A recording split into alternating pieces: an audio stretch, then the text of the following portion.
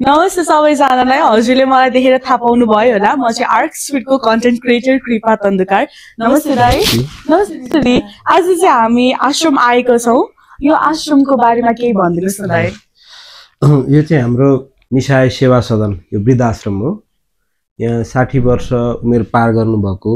जसको कोही सहारा हुनुहुन्न असहाय वृद्ध विद्धा हुनुहुन्छ उहाँहरूलाई हामीले संरक्षकत्व प्रदान गरेका छौँ यसमा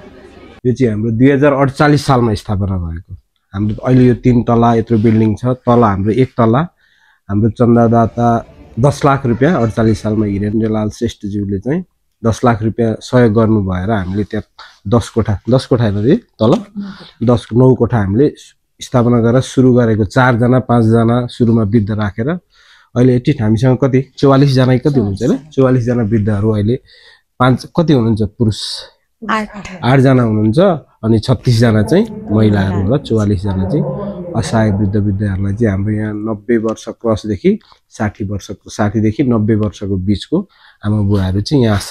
आश्रित हुनुहुन्छ अहिले यहाँ हजुर हामीले चाहिँ हाम्रो आर्क स्पिडकै प्रोडक्ट यो चाहिँ हजुरलाई मैले देखाइहालेँ हैन यो चाहिँ हाम्रो मकै र मह हो अनि त्यसै गरी यो चाहिँ कोदोको बिस्किट भयो अनि यो चाहिँ हजुरहरूको लागि नै लिएर आइदिएका हौं हामीले विशेष गरिकन चाहिँ बुवा र आमाको लागि के उहाँहरूलाई एकदमै हेल्दी हुन्छ नि त हैन यसलाई त अब हजुरहरूले आमा बुवालाई खुवाउँछु आफ्नो प्रोडक्ट गर्छु अझ हेल्दी प्रोडक्टहरु यस्तो कोदोको मकैको कुराहरु ल्याएर यी सेवा गर्ने हजुरहरु जस्तै दाता बढी चलेको यो कुनै बाहिरी यस्तो त्यस्तो ठुलो फन्डिङ छैन यस्तै लोकल फन्डिङबाट सेवा गर्ने यस्तै हजुरहरु जस्तो दाता बढी यो आश्रम यो ठाउँसम्म पुगेको छ हामीले 40-45 जना आमा बुवालाई सहज रूपमा चाहिँ